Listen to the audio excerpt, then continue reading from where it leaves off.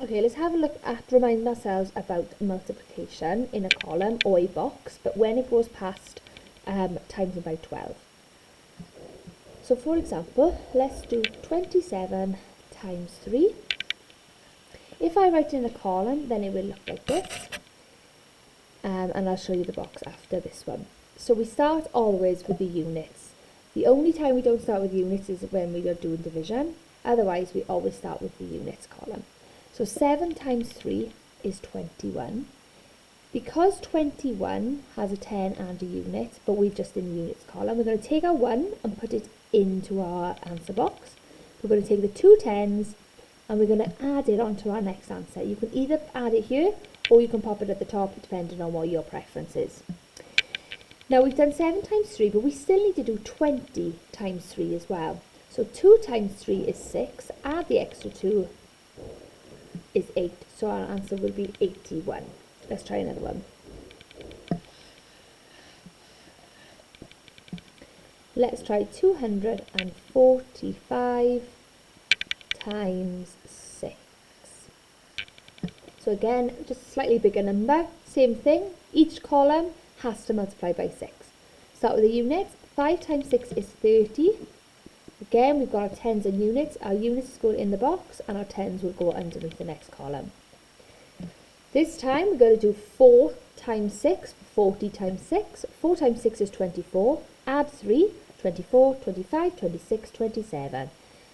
27 has tens and units, so our units is going to go into the box and our tens are going to go underneath.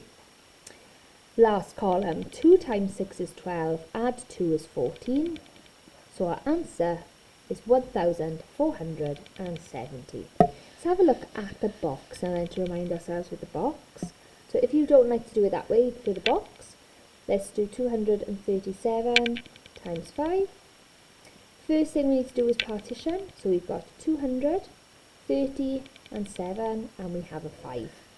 In our box, because we've got 3 numbers here, we're going to need 3 columns, and because we're only times by a single digit, we only need 1 row.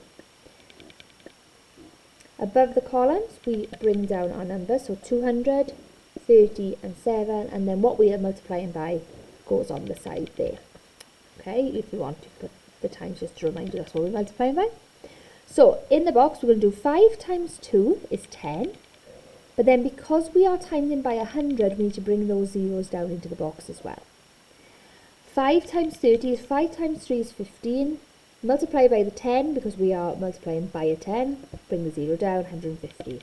And then 5 times 7 is 35. And then we add those together. So 5 add 0 is 5.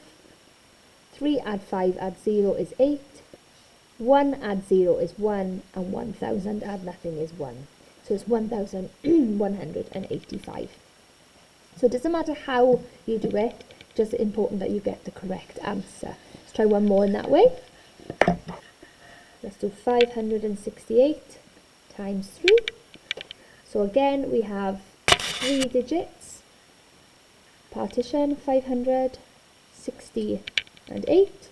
And we partition the 3 is just a 3. Draw our box, we need 3 columns, but we need just 1 row. Bring the 500 down, and the 60, and the 8, they go on the top, and then we are multiplying it by 3. 3 times 5 is 15, but we're multiplying by 100, so bring the 2 zeros down. 3 times 6 is 18, bring the 0 in. 3 times 8 is 24, and then we add them together. 4 add nothing is 4. 2 add 8 add nothing is 10. 0 down, carry the 1. 100 add 500 is 600. Add this extra 1 is 700. And then 1,000 on its own is 1,704.